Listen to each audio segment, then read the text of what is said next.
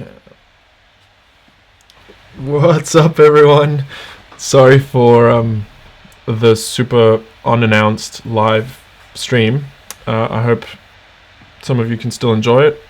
I jumped in and did this like super last minute, been playing around a little bit. I'm in my new house, so I'm testing my internet connection, and I thought I'd go live and see what the upload speeds can do. I'm going full 1080p and 60 frames per second, but if there are any like technicalities that are going wrong, any technical difficulties, let me know. I'd love to know. And in the future, I'll be doing a lot more live streams whenever I'm back.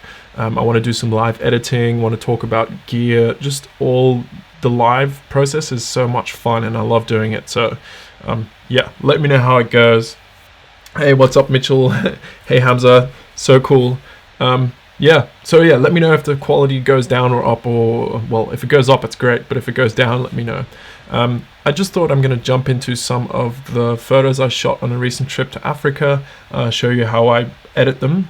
It's going to be pretty quick. I think the stream's going to be like, maybe 15 minutes, 20 minutes, so stick in there if you have time. But if not, let me know. Come around another time when I do a proper stream. I'll announce it and you guys can get prepared for it, a little more mentally prepared for it, so that'll be better, I guess, I hope.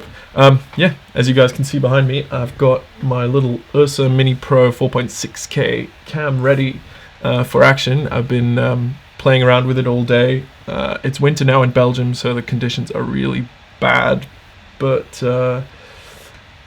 did some indoor testing, did some Blackmagic RAW and all that stuff. We're definitely going to get to that, so stay tuned for that. There's lots of exciting stuff coming in January, so please hang in there. And super excited. This thing cost me like an arm and a leg, but I can't wait to put it to good use. I've got some really exciting projects coming up. Thanks, Hamza. I'm trying to read the chat as I'm talking, and I find it really hard to actually talk to you guys while I'm reading your questions. So all the question and answer things, like if you have any gear questions or that stuff, we'll definitely be addressing that in like a dedicated live stream. So definitely keep them for now, and then I'll get to you next time when we talk about that. So let's jump into Lightroom, talk a little bit about what we can do in Lightroom. Bam, here we go. So these here are some of the photos I want to stream and talk about, and I want to talk about. There we go. These are all edited. Well, let's get rid of one of these guys, right? Let's get that one out. And I'm going to reset these, and I'll show you how fast I edited these. So like I said, the stream is not going to be very long, but I want to just reset them and show you how I edit photos fresh off the bat. Let's go reset.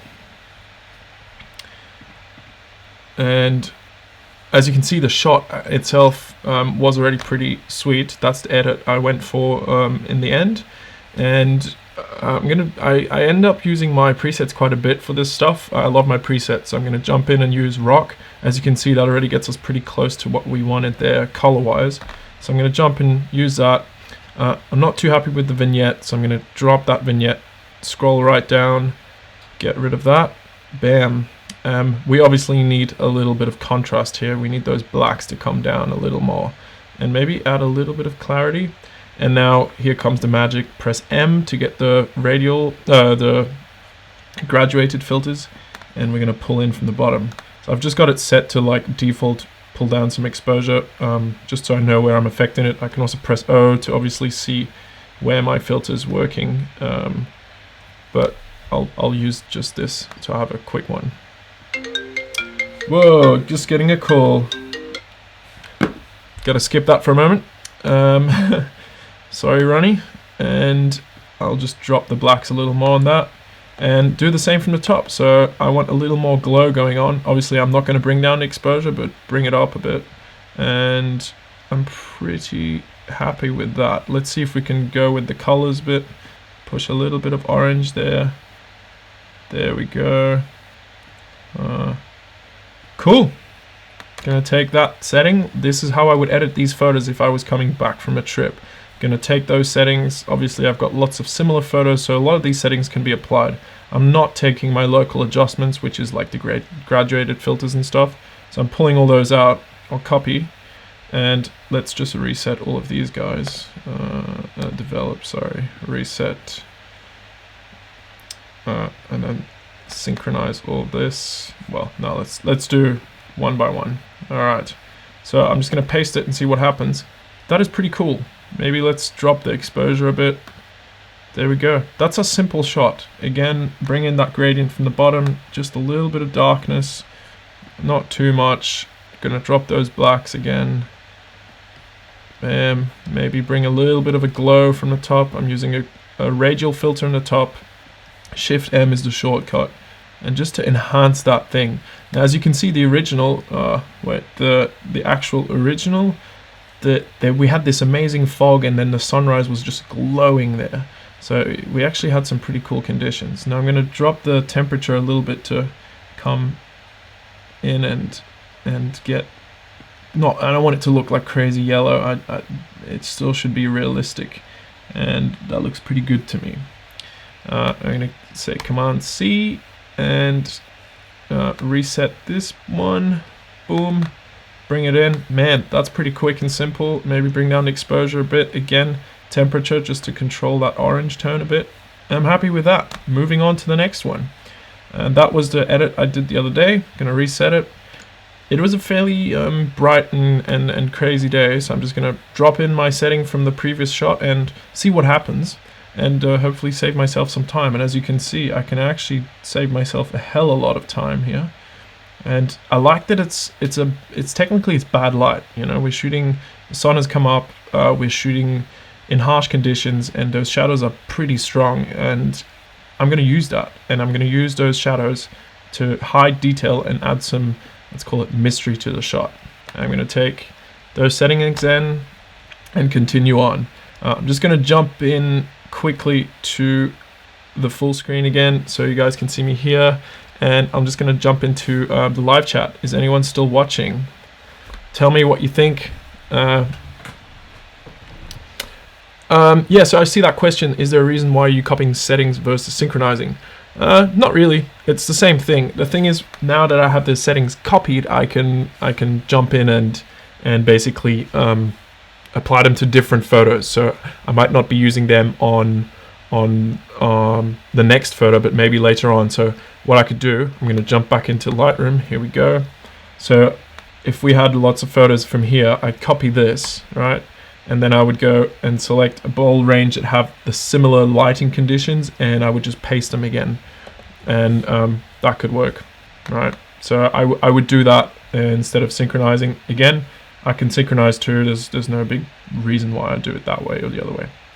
Okay, this is a very different shot from that one, of course. So I'm going to jump in and edit this guy. Let's reset it. Bam. Contrasty day. We were racing to actually see some leopards, but there was some amazing light, afternoon light, and a storm rolling in. And I shot this out of the driving car. And if you look down at the bottom, there's actually our shadow. The shadow of our car is in the bottom of the shot. I'm going to paste my settings and see what happens. Obviously, from that morning, those settings don't work here. The white balance has changed. Lots of things have changed. But I still like the look, so I'm just going to go with it and maybe push a little more yellow into it. Like this has been strongly taken out of this shot. There we go. Get some more orange on that tree, that afternoon light, and make it a bit brighter. Now the blues are pretty tricky in this shot.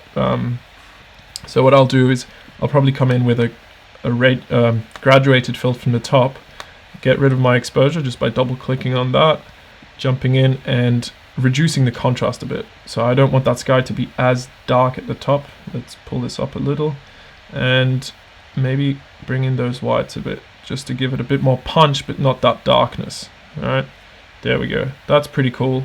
That tree still needs a little more attention in my opinion, so I'm gonna go and see if I can work with the colors, maybe give it a little more saturation and brightness, and that's it.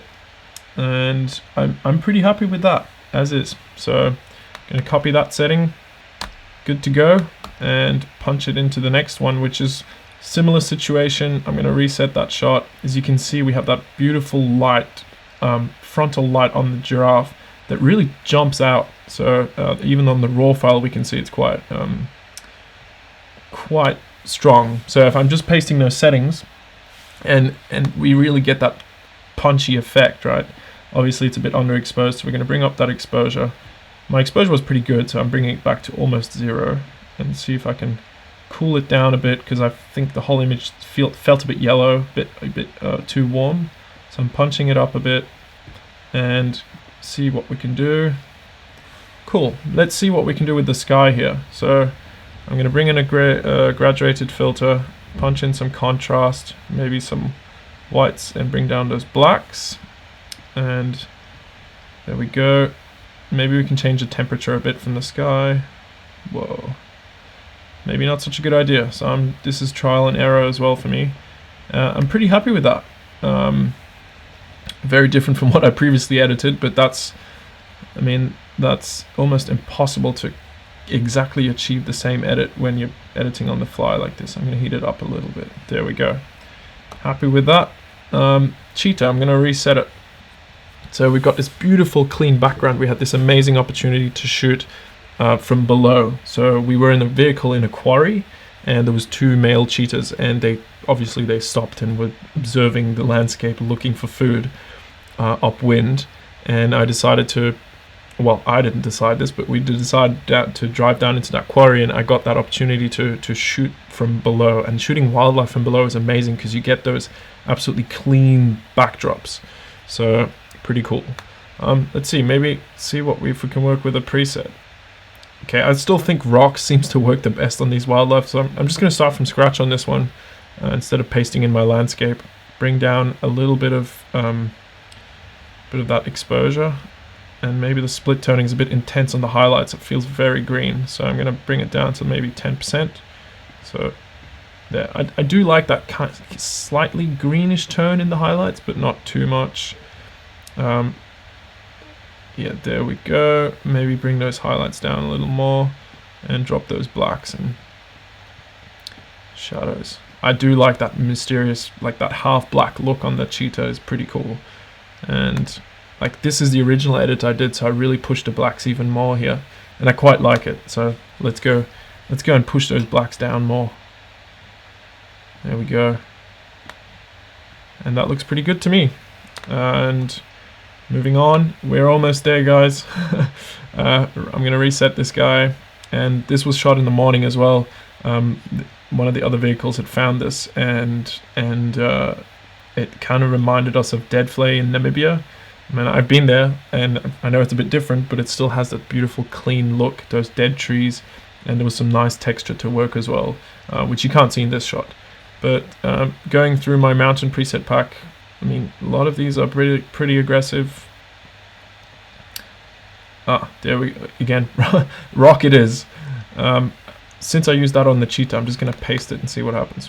Not bad, not bad, not bad at all. I'm going to bring down a little bit of that warmness in the shot, and I think we need a little bright. It needs to get brighter. This is good for a graduated filter as well. So I'm going to bring this in, and just to lose that attention on the foreground, get a bit of black in there, maybe change the temperature slightly, and let's mix it. So I'm really working on the bottom half here, and get those whites up. Okay, if I look at the before and the after, looks good. And let's go to the next one. Very contrasty shot. I love the silhouette style here. The giraffe crossing the road was amazing, and it got a nice little flare here. And I shot this with the 17.1.2, I think it is. Yes, there it is. And it's 6.3, so to get a nice star flare as well. I'm gonna reset it, and you'll see very contrasty afternoon shot, and I'm using that contrast to get my shot. So I'm gonna paste my previous settings again, and we can see there's quite a bit of shadows being lifted here. I'm going to drop those down, and that's pretty much it. I like this. Editing's personal taste, guys. You do it whatever way you want it. I'm happy with this one. I can see there's a few more contrasty ones coming up, so I'm going to copy the settings from here, and let's reset the giraffe. Whoa, okay, definitely need to fix that horizon. I have a tendency of tipping it. It's great, he walked off and all the birds started flying away, so that's a really cool moment, and I love that they're not overlapping. They really enhance that shot, and it's a very like balanced central shot, very easy on the eye. And then again, I've gone straight for pasting my settings here, and it looks pretty good. I'll even drop those blacks a little more, and it's that afternoon light. So if we reset it, looks good to me. Copying it and just making sure that my crop and straighten ratio are not taken with me. And let's reset this. Afternoon light, the sun is setting somewhere here, and I just like this kind of safari shot where I'm just laid back. These are my feet in the shot it at 1.2, I think with the 17 again. 17 at 1.2, and yeah, 1.2. Just to separate my foreground from the subject and to hopefully get that attention on the giraffe. So I'm going to paste my settings. Man, this preset seems to work, and it's obvious. I mean, if you're shooting, let's jump back into full screen. So if I'm shooting the same, what am I going to say? If I'm shooting the same location, the same scene, the lighting's very similar, so the sun will be similar most days in intensity, and the color palette will be the same. So if you have a preset that works for one photo, I always love using that as a base for all the others. It's also a great way for me to create like a series of images that belong together. So I'll start off with one of my preset packs 99% of the time, and like a preset from the preset pack, and then I'll work my way in. I'm just going to quickly jump into the chats, make sure nothing is broken here. Cool, see you guys all typing away, that's awesome. I'll get to you later if I can, and let's jump back into the edit. Let's go back to Lightroom. Bam, here we are. Lightroom it is. So yeah, I punched in my preset from the previous shot, and I'm going to increase the exposure a little, just to, this is my attention in the shot, so everything else is going to help us get there or lead us there. So I'm going to crop it in slightly, look at the composition where my intersecting lines are. That is, I have them set on the camera as well. I wanted that to be there. It's quite a busy shot, it's not like an amazing shot, but I really liked it because it represents that feeling of being there that afternoon, and it really captures that. Let's see, I'm playing with the blacks and the shadows a bit, just raise those absolute black tones at the bottom, or should we drop them? I think I'm going to raise them a little bit. Now the thing is, my orange glowing toes here need a bit of fixing, so I think the saturation on the reds would probably help me on that one. Yeah, just take away from that crazy orange glow in the feet. Not going to drop it too far, maybe even bring down the light in that, or bring it up. No, let's bring it down. See, now with the orange I have to be a bit careful because it affects quite a lot of the image. So I've got to find that balance there with how much luminance I want in my orange. Sorry, I hope you could see that. And release the split toning a little bit, but then add a little bit of green in general in the whole shot, just to warm it up. So if you're adding green to your shots, it actually warms them up as well. So I'm super happy with what that looks like. So I'm going to copy those settings and bring them in. Now this is a cool shot from the night. So we had a night out, and the people from the reserve where we were staying, the staff did like a traditional dance for us to see what it's like. And I shot handheld, slow exposure with the 17 again. As you can see, it's quite a nice lens. I love using it. 0.4 seconds at 1.8 ISO 200. There was quite a bit of light, so, but I intentionally wanted that long exposure effect, and was trying to follow the dancer as he's moving along, and it got some blurred shots like this. Trust me, I got about 800 of the ones that are no good as well, but I kind of like the motion in this shot, so let's take that away and punch in the preset. Now preset from here seems to work here as well. Obviously the color palette is a bit different, and if we look at the shade here, I think if I go reset, we can see that it's shifting the oranges a bit too far. So let's cool it down a bit, and I'm going to do a radial adjustment tool on this guy here, and like as always, it takes my exposure. I'll reset that just so I know where I'm at. and I'll just add some clarity in there, not too much. Maybe a bit of dehaze as well, and up the shadows a punch, just so he stands out. That's cool. That shot, that's where I'll leave it. And again, reset this guy. Very simple. If you have good light, there's not much to do, right? So I'm just going to paste my settings and see what happens from that previous afternoon. And obviously there's something wrong here with the sky. It's very green. I actually posted this photo as well, I think. And lots of these situations where you have this green, these smooth transitions where we have that orange to blue, like pre-sunrise light, blue hour light. All you got to do is change your white balance, play around with the white balance, and you can find that you find the best settings for your shots. Now you have to be careful with the amount of adjustments you've done here in the HSL panel, just to make sure that you don't get some weird artifacts like this. So I have to find that balance. And let's see, I think there's no vignette on this, so that's okay. And honestly, that's where I'm going to leave it. I like this shot. I love how the bird's in the shot, in the position. It's just right. The sun is about to come over the top, and you might have noticed that tree is very similar to this tree which we shot the afternoon before. So same spot, different time of day. And I'm going to transition to full screen.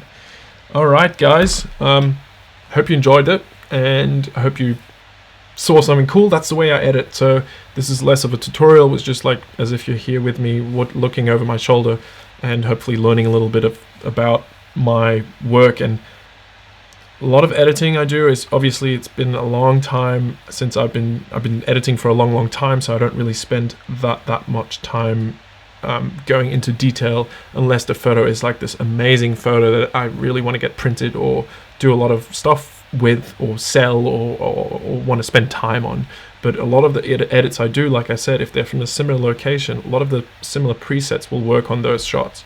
So that's basically how I get through thousands of photos really fast. Now what you saw here was like obviously a selection of photos from the last few days in Africa. I use Photo Mechanic. I've got a video on that on my channel as well. You should check it out. That allows me to import these photos, do the file management, and do this pre-selection, so I can select the best photo of the series that I shoot. So that tree I shot at the first day, for example, I would have shot maybe 30 photos of that, and with Photo Mechanic I can quickly find the favorite one of those photos, or favorite two of those photos, and rate it with 1 star, bring it into Lightroom, and bam, sweet, good to go. Cool. I hope you enjoyed it. I hope you liked it. And that's it for now for the live stream. Seems to work well. Let me know if it doesn't. I think you would have probably already told me. And hopefully I'll be using this soon to create some cool cinematic stuff. But don't get me wrong, I'll still be using the Olympus stuff, Olympus cameras as well, because I still love them. And they're, there's 2 different cameras, 2 different purposes, and I will keep using both, absolutely. So yeah. Thanks for tuning in, guys, and hopefully I'll see you next time for live stream with a little more announcement and a little more preparation. This was a bit of a last-minute thing I decided to do, just straight off the back of getting the internet sorted and getting the internet going. So yeah, thanks for tuning in, guys. Peace.